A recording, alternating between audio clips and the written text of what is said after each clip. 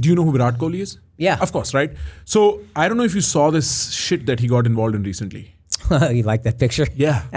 And then... now, as a married man, I understand. You fucked up, buddy. You fucked up, buddy. You fucked up. The glitch in the algorithm. I've seen enough Anushka Sharma clips to know whatever's happening to him on Instagram is way worse at home. It's way worse at home. And I'm not judging. My wife is like that little pataka. You know what I mean? Yeah, I know what you mean exactly, bro. He is in hell right now. Dude, there's a reason I have a burner Baby, I account. didn't mean to. Oh, yeah, you didn't mean to. What, you think I'm f***ing stupid? Finger slipped. Bro, I have a burner account for that reason. I don't want to be caught doing shit. It's a Latina blood, dude. Yeah, it's yeah, dangerous. you're great. Your wife is Mexican, you said, right? Yeah, it's dangerous, dude. Thank you, bro. And you know why I was mentioning that is because that's what I mean. Like, there is no reason for him to stay in India after he's done playing cricket because this is the way you treat his space. Yeah. They went to Adam Mosseri, who's the CEO of Instagram, his account. Yeah. And they started posting in his comments, say sorry to King Kohli. Why? Because Kohli's statement was this was a glitch. Oh. So they're asking the CEO to say sorry. And I mean, I get it, dude. Like, it's not easy. Yeah. It's not easy. I'm only getting used to the fact that I have no private space in public anymore. Like, I can't scream on the phone at someone because somebody is going to pull their phone out. It's a different feeling. In America, that exists a little bit. Like, if I'm talking shit about somebody that's got a profile, I better not do it in public. And you talk a lot of shit about I talk people. a lot of shit. Yeah.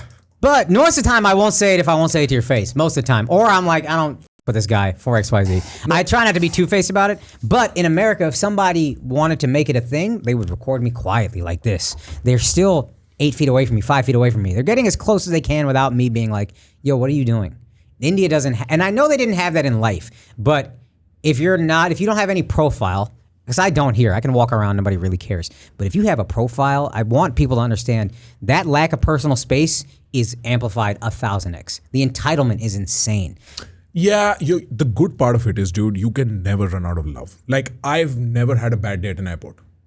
Because just people will start coming up to me and telling me how much they love my work and what they've seen and how it's changed their life. And so there's a huge good to it. Yeah. It's really when I'm like stupid tired, I haven't slept in many days, and I'm in public and somebody walks up and I'm like, come on. I'm so appreciative of all the fans. But I have not, that would bother me. If I dealt with people who were like in my space and then don't know who I am. Yeah, that's a little stupid. That was what was bothering me. The people that were giving him genuine love. I was walking around with Same. He was getting so much genuine love. It was so uplifting to see. Right. That all this shit is happening, but the people still love him, and that was awesome. Right. It was just what I could not comprehend and what didn't sit right with me is this close and I don't even know who you are. Walking up, like getting on him and then being like, taking the picture and then being like, who is he? Literally saying to me, who is he? That's where I get annoyed. I get that. And in the States, I remember this is very early. I was on Wildin' Out. Some girl asked for a picture, and the other girl that was with her didn't care. At first, she was like kind of rude to me. Then the other girl saw him and goes, oh my God, can I get a picture? And then this girl goes, oh, he's famous? Let me get a picture. And I go, no.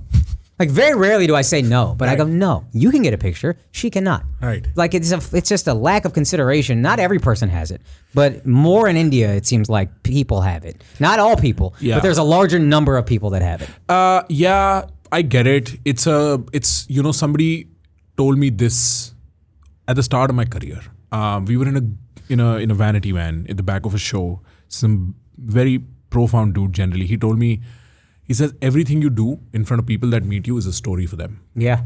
Yeah, and I'm they aware. will tell it to your friends and aware. their friends later. And so, you must remember that now you are an object of public space and behave as such. Yeah. It's a very sort of, it changed my view on these things. Of course. But bro, I can't imagine life's easy for you with all the opinions you have. Because you have a lot of opinions. I've been checked by people that I really admire. Right. Like people that I worshipped growing up. I don't want to name names, but it's like, you also have to understand, I said this thing. And I try to, I did therapy for like 8 years. I do breath work. I do all these things. So I try to be more nuanced. And if I made a mistake, I'll own the part that I thought was a mistake. That's true about you. And so, but I remember the first time it happened with like my fucking hero growing up. Came up to me, he was not happy with something I said. And I remembered kind of freaking out and then grabbing that part of my brain that was freaking out and just saying, hey, you knew this was going to happen. You made the decision to talk shit publicly for a living. Sometimes people are going to check you. So the worst thing you can do is back down and just apologize. He'll never respect you if you do that. So stand on what the fuck you said because you believed it in the moment. And if there's something, and I apologize, I said, you know what, I'll apologize for it. And we're going back and forth. And he's not happy. And this guy is a god. But I said, you know, I'll apologize for it. I shouldn't have said it publicly. I should have said it to you privately. But I do believe what I said. He was not happy with that. But I apologize for the thing that I understood where he was coming from. And I don't know how I would have gotten to him realistically, but I could have tried that before I said some things publicly. Nah, bro, you know what I found? Because I have a similar problem. I don't know. I always blame it to the fact that I'm from a smaller city. And, you know, we're just much more comfortable talking about each other. Yeah. But I feel like there is a way in which you might say the same thing to his face and behind him about him. But the rest of the people are very interested in the rumor. And they want to talk about it as this currency that they want to pass on to each other. Yeah. Look, I was proximate to Akash. And then somebody says, oh, I heard my friend talk about Akash saying this about this guy. And then eventually it's just Chinese whisper and something else is shaped up on the other end. Yeah. I kind of get that. Yeah, and then if they said that to me, I would just be like, no, this is what I said. And if that offended you, I apologize. But that is what I said, and I believe that. Or, you know what, I'll try to be like, and I might be stubborn in the moment, but I try to have the wherewithal in the moment to be like, you know what, man, you're right. Even in my relationship with my wife, the best thing I do is when she says, you know, sometimes you're both arguing, and you're both so committed to being right that they might say something that makes sense, but you're like, F that, I don't want to give ground, because she's not seeing what I'm saying. In the past 6 months, I've been able to a few times go, when she says something that makes sense, stop my anger and go, you know what? You're right. You're absolutely right. That makes complete sense. I'm sorry. I apologize. But does she know what to do from there? She handles it. Well, then she'll calm down, and then eventually I'll usually get my apology. That's one thing about my wife. She's a firecracker. She's whatever, but she's not a girl that's unwilling to say I'm sorry. She's unwilling to say it first. Yeah, right. But she's not unwilling to say sorry. So in those moments, I think she appreciates that, like, oh, the fight just ended. Like, you can be mad for a little bit longer, and that's normal, that's human. But I completely see your point of view, and I say it as empathetically as I can. I try to go, I'm not just saying that. You're right. I apologize. I did not see that. I'm sorry.